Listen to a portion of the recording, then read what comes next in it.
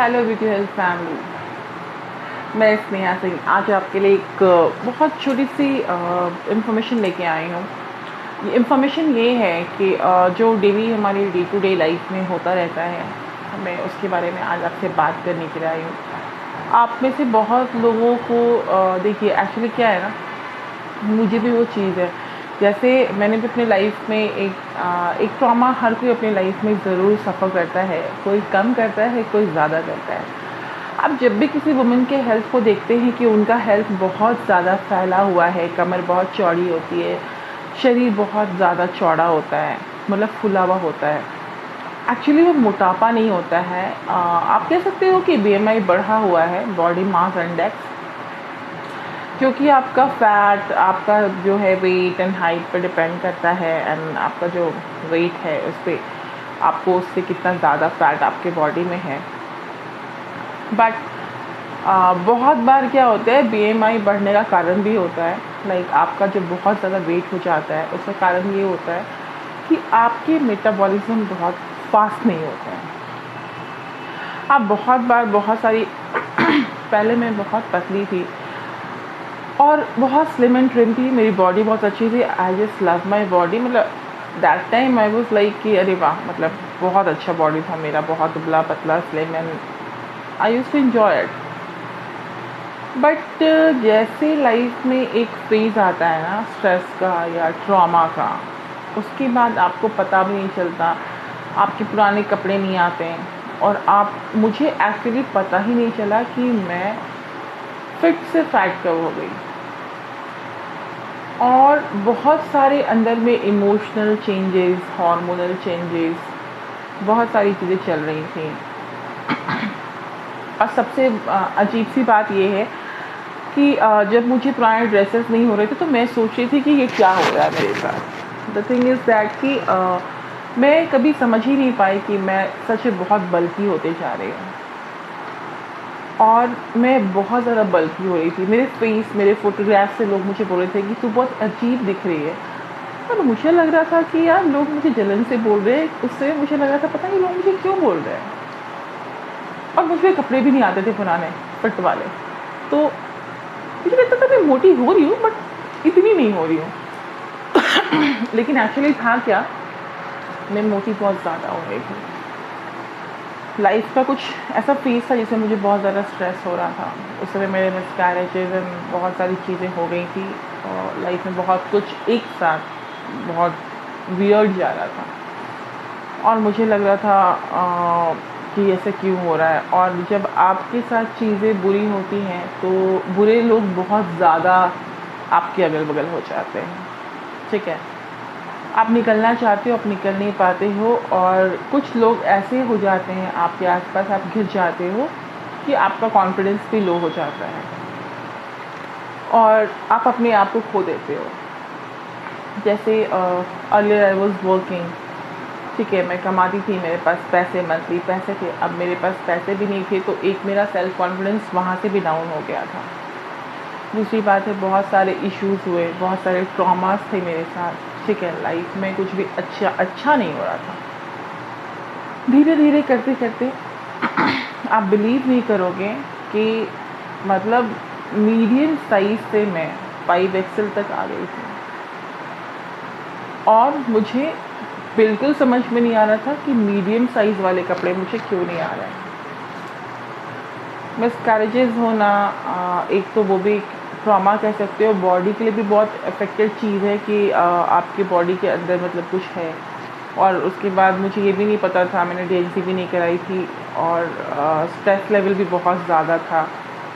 और करते करते करते करते मतलब, और सबसे ज़्यादा बात, मैं मैल न्यूट्रिशन में चली गई थी। मेरी बैलेंस डाइट बिगड़ गई थी, मेरा मेटाबॉलिज्म पूरा पूरा ख़राब था। तो ये मेरी स्टोरी थी, ठीक है।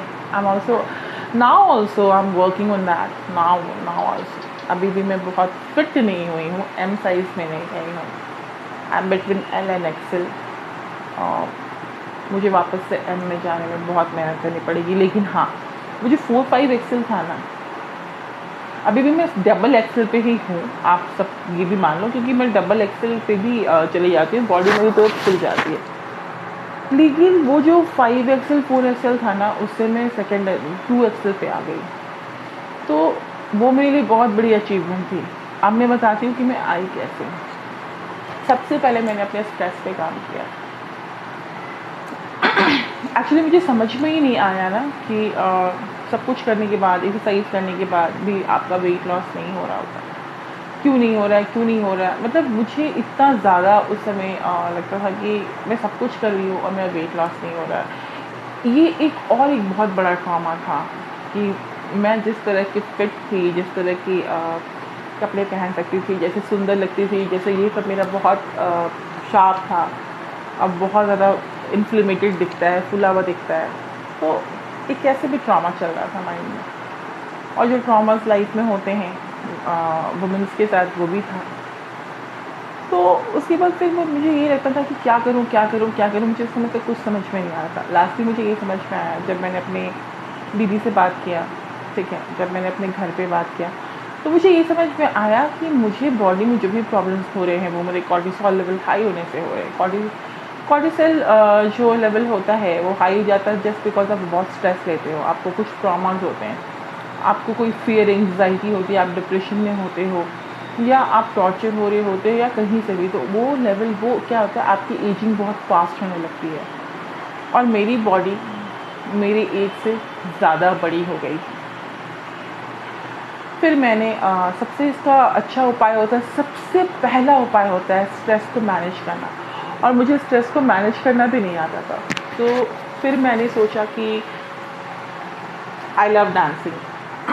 मुझे डांस बहुत पसंद है, मुझे क्लासिकल डांस बहुत पसंद है, मैं डांस करती भी हूँ जब भी मुझे फ्री टाइम मिलता है। ऐसे तो वीक में मैं अभी 2 से 3 बार डांस कर लेती हूँ। मुझे डांस बहुत पसंद है और मैं बचपन तक डांस करती हूँ। मुझे क्लासिकल डांस बहुत पसंद है, मुझे किसी भी तरह का डांस बहुत अच्छा लगता है, कंटेम्प्रेरी बोल लो, आप हिप हॉप बोल लो, बट मुझे बेसिकली क्लासिक डांस बहुत अच्छा लगता है, ठीक है। तो मैं अभी क्लासिक डांस की मतलब वीक में 2 या 3 दिन में ज़रूर करती हूँ, ताकि बॉडी में एक्सरसाइज हो, मेटाबॉलिज्म हाई हो, ठीक है, और एक मूवमेंट आए बॉडी में, ठीक है।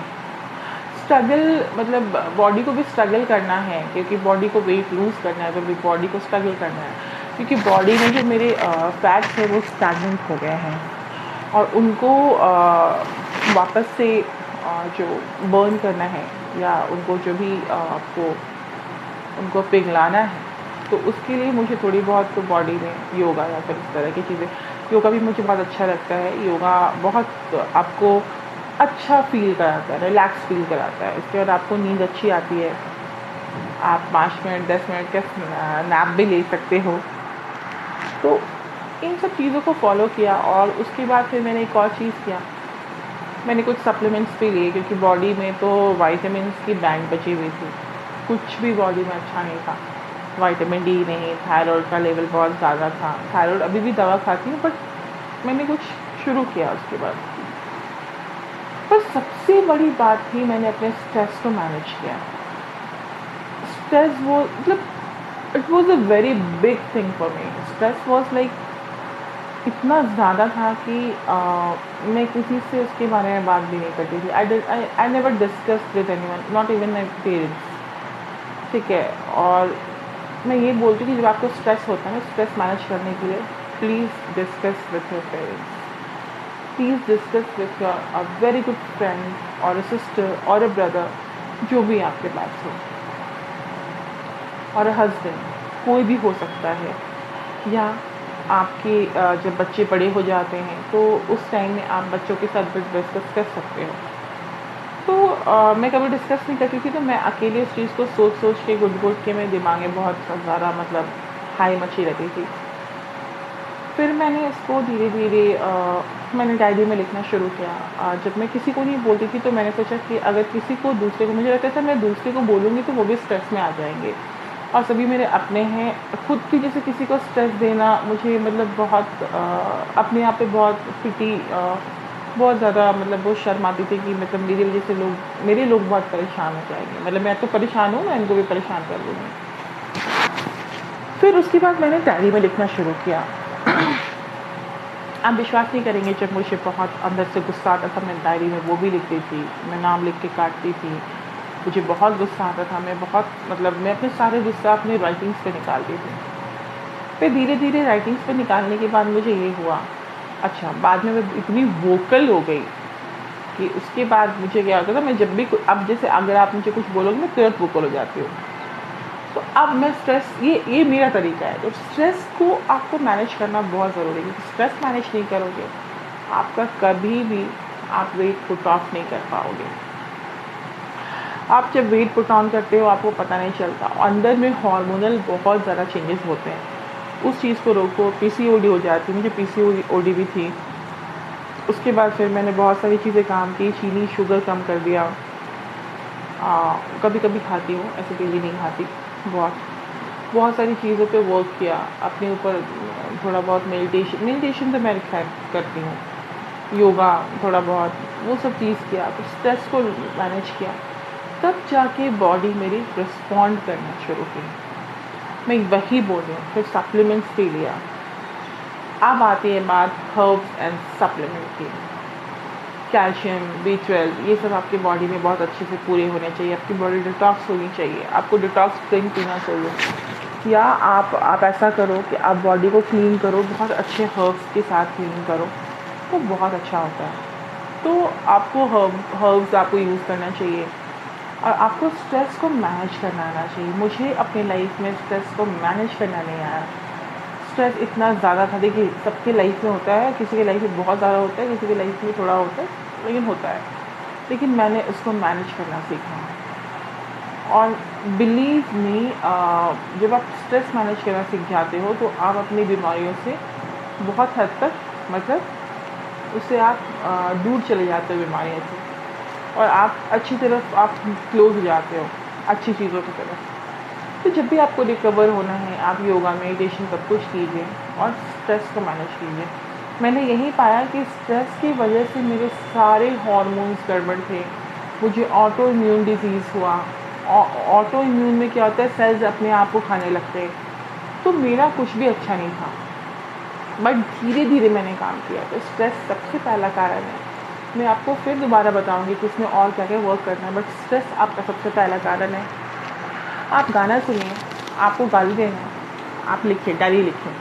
आपको बहुत गुस्सा करना है आप लिखो, अब उसको एक अलग रख दो, उसको दोबारा पढ़ो मत, कभी भी उसको पलट के नहीं पढ़ना है। आप जब पढ़ोगे आपका, देखो क्या होता है ना मैंने बताया ना, सेकेंड स्टेप स्ट्रेस के बाद आता है ब्रेन।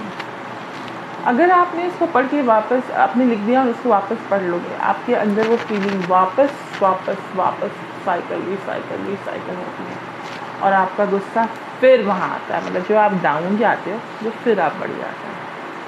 तो आपको क्या करना है, आपको डायरी में लिखना है, उसको या तो स्टेपल कर दो या कुछ कर दो ताकि उसको पढ़ मत पाओ। आप नहीं पढ़ोगे, ये ब्रेन को वर्क करने दो, ब्रेन को काम करने दो कि आप अपनी पूरी चीज़ों को छोड़ रहे हो, आप उनसे दूर जा रहे हो। आपको नहीं है तो आप जला दो, लेकिन आप उसको पढ़ो मत, कभी मत पढ़ना लिखने के बाद, क्योंकि वो चीज़ें रिपीट होती हैं आपकी लाइफ में और उसकी एनर्जी ऐसी होती है कि वो पक्का आपके साथ होंगी। तो ये बहुत बड़ा एक कारण था जो मैं चाहती थी कि आपकी हेल्थ अच्छी हो और आप अपनी लाइफ में ख़राब चीज़ों से बाहर निकल पाओ। तो ये 2 चीज़ तो ज़रूर करना। चलिए फिर मैं आऊँगी कुछ और अच्छी बातों के साथ आपके पास एक नई वीडियो के साथ। तब तक के लिए मुझे आगे दीजिए। नमस्कार, हरे कृष्णा।